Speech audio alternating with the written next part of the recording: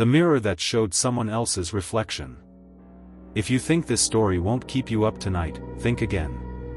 Hit subscribe before we begin, because once you see what was hiding behind this mirror, you'll never look at your own reflection the same way again. The call came in just after midnight, a 911 operator in Chicago answering to a trembling voice. "There's someone in my wall," the woman whispered. "Please. I can hear him breathing." When officers arrived at the small apartment complex on North Milwaukee Avenue, the front door was already open, and a woman stood barefoot in the hallway, shaking. Her name was Samantha Torres, 28 years old, recently moved in after the building's renovation. She said she'd been hearing noises for weeks, scraping, whispering, and the faint click of metal behind her bathroom mirror. The officers followed her inside. The place looked normal. Half-unpacked boxes, a cat hiding under the couch, warm lamplight over tidy furniture. But the bathroom, that was different. The mirror above the sink was slightly tilted, and the drywall around it bore fresh scratches, as if someone had pried it open before. When one of the officers touched the glass, it shifted under his hand. Behind it, a faint draft of cold air seeped through. They removed the mirror carefully, expecting old wiring or maybe a maintenance shaft. Instead, they found a dark opening, a square cut straight into the wall, leading into an unlit void. The smell hit them first: mildew, rot, and something else, the heavy stench of someone's sweat. The officer shined his flashlight through and froze. On the other side was another apartment unit, one not listed in the building's registry. The woman swore she'd heard movement there late at night, but building management had told her it was sealed off, an old maintenance corridor from before the renovation. The officer radioed for backup and climbed through the narrow hole. Dust floated in the air like snowflakes, and the beam of his flashlight revealed strange things scattered on the floor: a half-empty water bottle, food wrappers, a mattress thin as paper. But what caught his attention most were the small holes drilled into the wall, each one carefully aligned with Samantha's apartment, specifically the bedroom and bathroom. They swept the hidden space thoroughly. No one was there, not anymore. Whoever had been living inside those walls had just slipped away. Detectives arrived within the hour. One of them, Detective Marissa Crow, had seen plenty of break-ins, but nothing like this. "He's been watching her," she muttered, studying the drilled holes. The pattern suggested planning, patience. There were no fingerprints, no hair, no prints in the dust. Just the scent of someone who'd been there too long. They traced the hidden space to a narrow service passage connecting two wings of the building. But that passage wasn't in any of the city's construction blueprints. Crow suspected the developer had illegally merged two units to boost square footage, leaving this forgotten crawlspace in between. Samantha, pale and shivering, told police she'd first noticed the mirror shaking a week ago. Then came the noises: quiet breathing, faint knocks when she turned off the lights. One night, her cat hissed at the mirror and wouldn't stop staring at it. She brushed it off as paranoia until the previous evening, when she heard the soft click of a phone camera. Crow leaned in. "You heard a photo being taken?" Samantha nodded. "It was like someone was trying to capture me through the wall." Police canvassed the building and found no sign of forced entry. Every tenant claimed ignorance, except one, a janitor who'd been working there for less than a month. He mentioned occasionally hearing footsteps from inside the vacant unit at night, but he assumed it was contractors finishing work. When Crow checked the key logs, she discovered something chilling. The code to the maintenance hallway had been used every night between midnight and 3 a.m., by someone listed as Maintenance Supervisor Art Dumas. The name didn't match any current employee. Back at the apartment, forensic techs pulled a few fingerprints from the inner walls. They were smudged, old, but human. They also found a small handheld mirror lying on the mattress, pointed toward one of the holes, as if someone had been adjusting his angle for a better view. As dawn broke, Crow stood in the bathroom staring at the empty frame where the mirror had been. In her reflection on the bare wall, she could see the opening behind her, the black void where someone had lived unseen. She whispered, how long was he watching? That question would haunt her for weeks. Because when the building's developer was called in for questioning later that morning, he swore there was no vacant unit behind Samantha's wall at all. According to city records, the apartment didn't exist. If you're still watching, you already know this isn't the kind of story you forget. Hit subscribe before we continue, because what Detective Crow found next turned a simple trespassing case into something out of a nightmare. 2 days after Samantha's call, the Chicago PD sealed off the entire apartment complex. City engineers confirmed it, the unit behind her mirror wasn't registered on any construction permit. It was a ghost unit, illegally built into the structure sometime during renovation. Inside that narrow, suffocating space, forensic teams found evidence of long-term habitation, a sleeping bag, food wrappers from local convenience stores, and hundreds of cigarette butts carefully collected in a coffee tin. Whoever lived there had been meticulous, quiet, calculated, and disturbingly organized. Detective Crow pushed for a full inspection of the building's history. Records revealed that a previous tenant, a 32-year-old woman named Lydia Grant, had reported strange noises and missing belongings. 3 years earlier, in the same unit Samantha now occupied. Her case was marked unfounded. Lydia had moved out after just 4 months. But when Crow tracked her down, Lydia refused to speak at first. Then, in a shaky voice, she admitted she'd once woken up to find the bathroom mirror tilted open, her toothbrush gone, and a faint smell of cologne she didn't own. Crow knew what that meant. This wasn't new. Someone had been living inside that space for years, watching one tenant after another. Police pulled security footage from nearby businesses and eventually spotted a man entering the building's basement through a side entrance late at night. The same figure appeared again, leaving at dawn, always wearing a dark hoodie and carrying a duffel bag.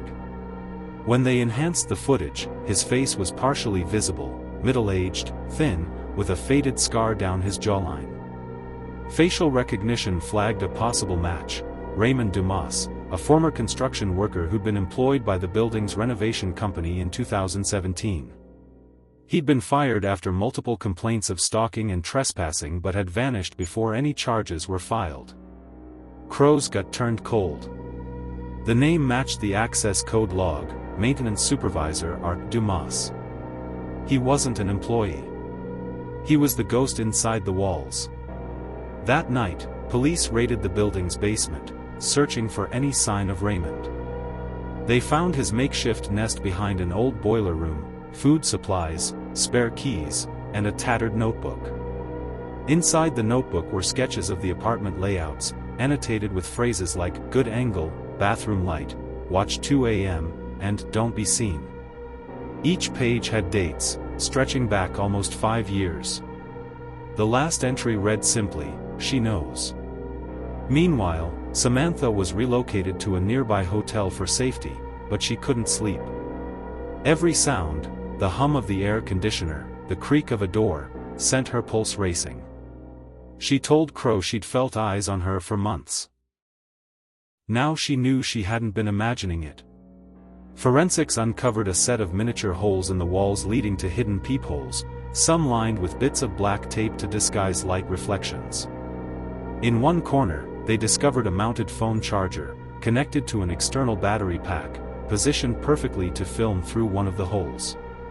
The SD card inside contained over 70 short video clips. When Crow and her team reviewed the footage, the room went silent. Each clip showed different tenants from the past few years, brushing their teeth, changing clothes, sleeping. The footage was intimate, eerie, and invasive. But one detail stood out in the later clips: a new reflection.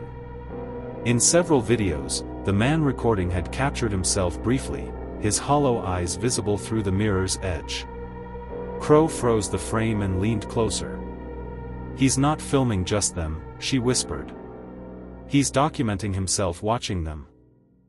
That night, officers set up surveillance around the building, expecting Raymond to return. Hours passed with no sign of movement, until 3:42 a.m., when motion sensors picked up a disturbance inside Samantha's old apartment. The mirror, which had been reinstalled temporarily, shifted slightly. Then, a faint thud came from behind the wall. The officers rushed in, guns drawn, but by the time they pried open the mirror, the crawlspace was empty. On the dusty floor, a single item had been left behind, a fresh Polaroid photograph showing Samantha asleep in her hotel bed, taken from an unknown angle. Detective Crow's voice broke as she ordered a city-wide alert for Raymond Dumas. "He's not just watching from inside her apartment anymore," she said. "He's watching from outside. If you've made it this far, you already know, some stories don't end when the police arrive. They end when the truth finally looks back at you." Subscribe now, because what you're about to hear still keeps people in Chicago awake at night. Detective Crow didn't sleep for 48 hours after that Polaroid appeared. It wasn't just the invasion that haunted her, it was how it was taken. The photo had been shot at eye level from inside a room at the hotel. No forced entry, no missing keycards. Security footage showed nothing but static for the exact 2 minutes the camera would have needed to capture the image.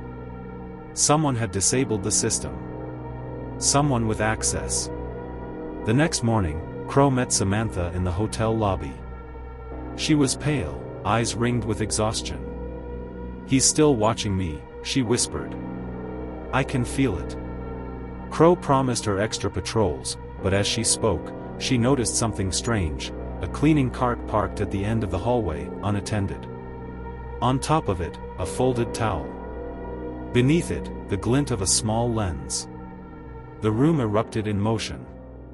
Officers swept the hallway, uncovering 2 hidden cameras disguised inside smoke detectors and one in a sprinkler head. Each transmitted wirelessly to a local receiver. Crow's tech team traced the signal to a van parked 2 blocks away, engine still warm. Inside the van, they found everything: monitors, receivers, batteries, and live feeds of Samantha's hotel room and at least 3 other women's apartments across the city. But Raymond Dumas wasn't there. On the passenger seat lay another Polaroid, a blurry shot of Crow herself, taken from behind as she stared into Samantha's bathroom mirror 2 days earlier. Written in marker across the bottom were the words, "You're looking in the wrong reflection." Crow felt her stomach twist. Raymond wasn't hiding from them. He was showing them what he wanted them to see. They pulled his background again, and that's when the real story surfaced. Raymond Dumas had worked construction all over Chicago under multiple aliases. He specialized in low-income building remodels, the kind that cut corners to save money. Several properties he worked on later reported break-ins and hidden crawlspaces that no one had noticed before. None of those cases were solved.